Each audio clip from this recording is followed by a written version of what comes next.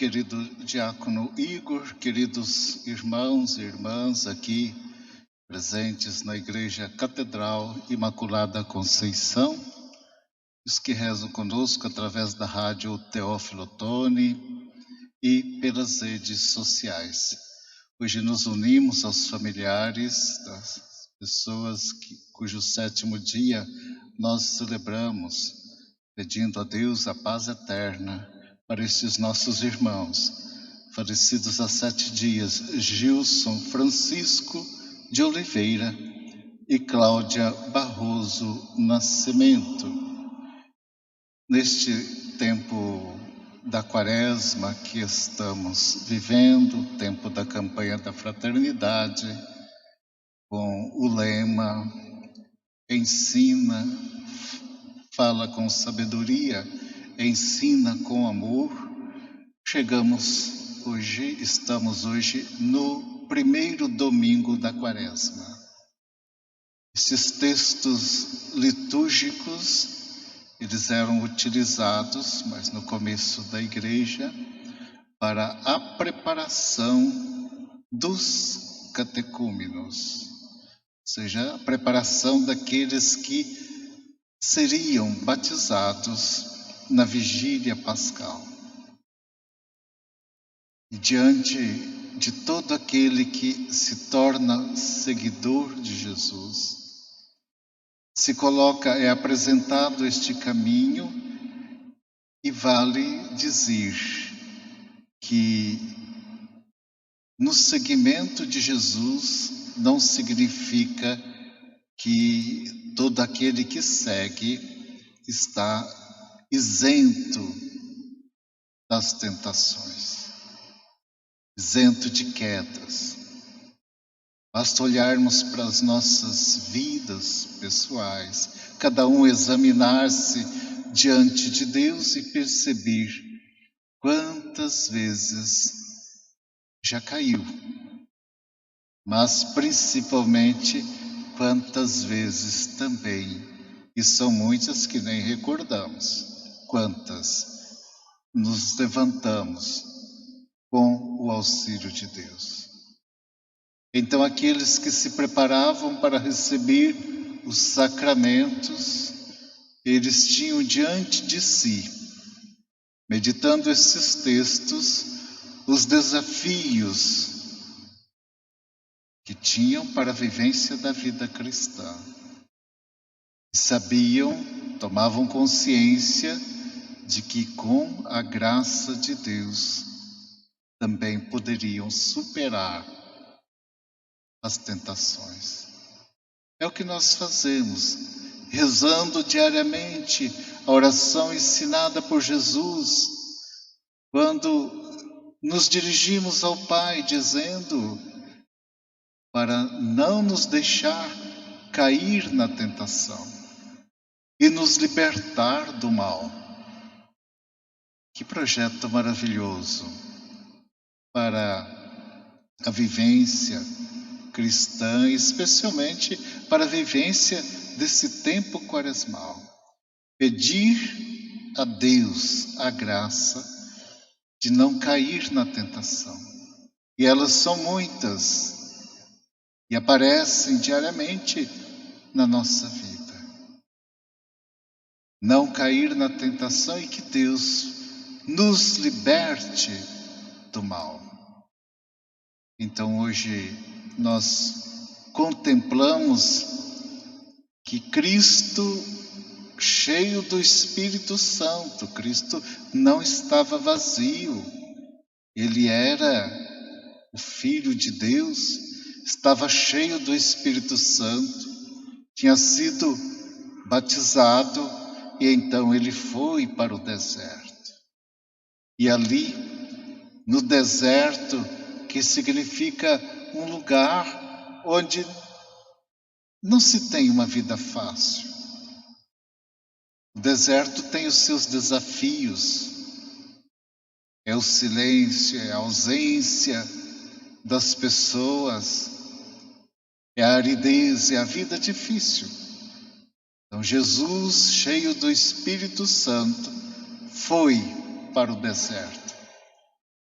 jejuou 40 dias, 40 noites, e ali ele sofreu então as tentações. Primeiramente vamos parar nesta imagem de Cristo no deserto, sendo tentado, depois dos 40 dias do seu jejum. 40 é um número muito expressivo nas Sagradas Escrituras. Significa um tempo de purificação, um tempo de renovação da mentalidade, de mudança da mentalidade, tempo de... E a primeira imagem que nos vem é a do dilúvio. Depois daquela intensa chuva, Noé, com a sua família na arca, e tudo que tinha colocado ali dentro da arca, que era, vamos dizer assim, um pequeno mundo dentro do mundo, inundado pelas águas do mundo que representava todo afastamento de Deus, todo rompimento com o projeto de Deus. Depois do dilúvio, inicia um mundo novo. Inicia uma vida nova com a sua família. O mundo foi purificado. Então 40 representa este tempo de purificação. Também o povo de Deus peregrinou 40 anos no deserto. E olha que não foi um tempo fácil. Salmo 94 diz: 40 anos desgostou-me esta raça. Um povo transviado, que não conhecia os caminhos do Senhor, que entrava por outros caminhos.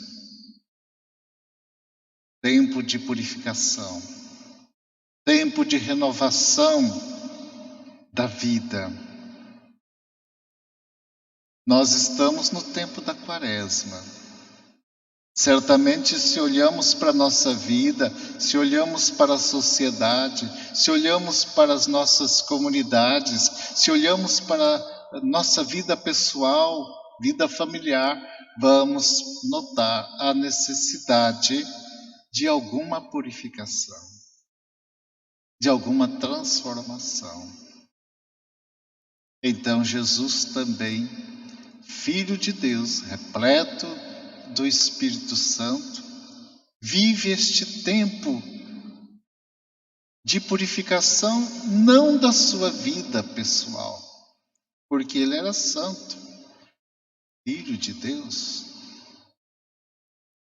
pleno de santidade do Pai, vive esse tempo de purificação da humanidade que ele assumiu, aquela humanidade ali, no batismo, Cordeiro de Deus que tira o pecado do mundo. Então Jesus tem como missão e o projeto de libertar a humanidade das garras do demônio, da força do mal. E é interessante como o evangelista Lucas fala da genealogia de Jesus. Ele começa por José, esposo de Maria, e vai voltando, até chegar a Adão. É nessa trajetória da vida humana, de um povo que peregrina, de um povo que necessita de purificação, que está aí agora o Filho de Deus, diante desses grandes desafios da vida, diante desta fragilidade da vida humana. E aí as tentações de Jesus não são apenas alguns momentos, não é apenas aquele momento ali do deserto, mas é o deserto da vida de toda a humanidade. E é durante o seu tempo terreno que ele sofre as tentações para não resgatar a humanidade das garras do tentador. E estas tentações são bastante expressivas, porque até dos seus discípulos vem quando Pedro, por exemplo, se coloca. Jesus fala do caminho da cruz e Pedro se coloca diante de Jesus, dizendo que isto não deveria acontecer, que isso não aconteça. E Jesus dá um corte, dizendo: afasta-te, coloque atrás. Aprenda a ser discípulo. Aprendendo a ser discípulo, então ele vai fazer um caminho com Cristo. Tentação que até no alto da cruz ele sofreu. Desça da cruz se és o Filho de Deus. Poderia fazer isso. Mas Jesus preferiu manter a fidelidade ao Pai e entregar a sua vida. E que momento maravilhoso quando no final da sua vida ele diz: tudo está consumado. Pai, em tuas mãos entrego o meu espírito. Como será bom para nós, também no final da nossa vida, depois de tantas peregrinações, apresentarmos nossa vida como oferta a Deus e adorar a sua divina presença. Nós ouvimos na primeira leitura, tirada do livro de Deuteronômio, um núcleo do Antigo Testamento, chamado o credo histórico do povo de Israel. Aquele povo que tem Deus como centro da sua vida. E tudo o que nós ouvimos ali é um resumo da história da salvação ali do Antigo Testamento. Falando do arameu errante que desceu ao Egito, ali foi maltratado, escravizado, que clamou a Deus e Deus que ouviu a oração, a súplica, o gemido daquele povo, e Deus veio libertar na pessoa de Moisés, libertando aquele povo. E agora então o autor sagrado, depois de estar na terra prometida, ele tem um cesto de frutos, dos primeiros frutos, para oferecer a Deus. Ele faz a oferta e adora a Deus. Então chegará um momento que nós também seremos chamados a fazer uma oferta da nossa vida a Deus e adorá-lo.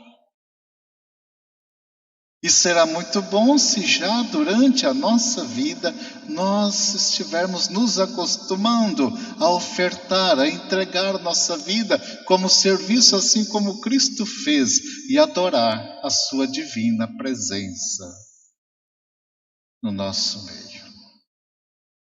Então, queridos irmãos, queridas irmãs aqui presentes, e os que rezam conosco através das redes sociais, ficamos nos perguntando como nós vamos vencer as tentações, como passar pelas tentações. Nós estamos aí no final da pandemia, ainda nos protegendo. E como foi difícil, foi duro aquele tempo muito forte, que não tinha vacina, que não tinha nenhum medicamento, e morria uma pessoa aqui e ficava pensando: alguém está internado, alguém está precisando de oxigênio e falta vagas nos hospitais, e a doença aumentando, crescendo. Que angústia, que dificuldade. E querendo, não tinha um remédio, não tinha uma vacina. Depois veio a vacina, começaram a aparecer alguns medicamentos. aí trouxe um pouco de segurança. Mas nós sabemos, ainda se faz necessário proteger. Por isso usamos as máscaras, tomamos os cuidados para não nos contaminar, para não adoecermos. Queridos irmãos, queridas irmãs, na vida cristã também nós estamos protegidos pelo nosso Deus. Ele nos criou para o bem, para a vida, mas nós sabemos que o vírus do mal, sabemos que a força do mal está aí, e aí precisamos nos proteger. Como vamos nos proteger? O modelo vem de Jesus, Filho de Deus, que venceu as tentações. E diante daquela primeira tentação grande, que pegou Jesus no momento de fragilidade. Normalmente as tentações nos pegam nos momentos de fragilidade. Qual era a fragilidade de Jesus? A fome. Tinha jejuado 40 dias, 40 noites. Então estava muito frágil, sentindo fome. E aí veio o tentador, então. E Jesus, a tentação, se és filho de Deus, manda que esta pedra se mude em pão. Jesus diz, não só de pão vive o homem. Existe algo mais para alimentar. Existe algo mais do que o pão para sustentar. Jesus apresentou a palavra de Deus. Vale perguntar, temos também a nossa fome, temos também a nossa fragilidade. E do que estamos nos alimentando? Como estamos alimentando o nosso espírito? Alimentando com as coisas que o mundo oferece, com o espírito do mal, com o desejo de vingança, com a maldade, com as injustiças? Como estamos alimentando o nosso espírito? Qual o alimento que oferecemos? É a vida espiritual, é a oração. Jesus indicou a palavra de Deus como caminho, iluminação, e Ele mesmo era a palavra viva do Pai, é o Verbo que se fez carne e habitou entre nós. Como estamos nos alimentando? De Cristo, da sua vida, do seu projeto?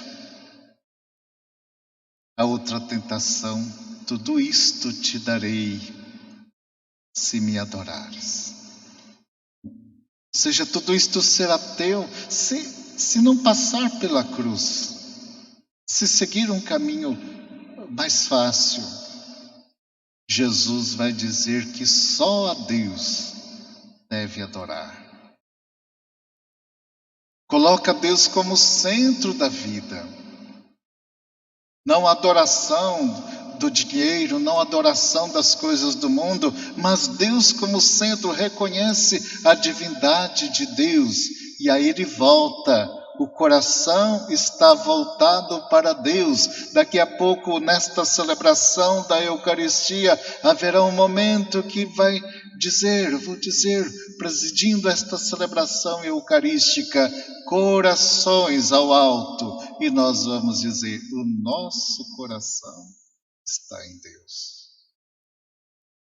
Amados irmãos e irmãs, a adoração a Deus, o reconhecimento de Deus é um remédio, é uma vacina, é uma força para superarmos as tentações. Terceira tentação que o evangelista nos apresenta quando Jesus é colocado no alto, mais alto do templo, e pede para ele fazer um espetáculo, lançar-se dali para baixo e os anjos protegendo Jesus. Ele era filho de Deus. Poderia fazer isto? Poderia, mas o que significaria isto para a salvação da humanidade? Jesus responde: não tentarás o Senhor teu Deus. Não, não. Ele põe um ponto final. Ele é capaz de dizer não ao tentador. Ele é capaz de dizer não.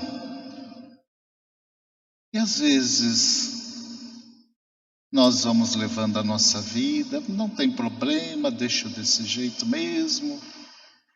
Continua, todo mundo faz assim, eu também vou fazer. É preciso tomar decisões. É preciso dizer não. Está vivendo na infidelidade, diga não. Com a graça de Deus, não apenas com a sua força, mas com a graça de Deus. Está praticando injustiças, diga não. Não tentarás o Senhor teu Deus. Está enchendo o coração de desejos de vinganças, de maldades. Diga não. Escolha, somos chamados a escolher o que nós queremos e o que nós podemos e devemos fazer.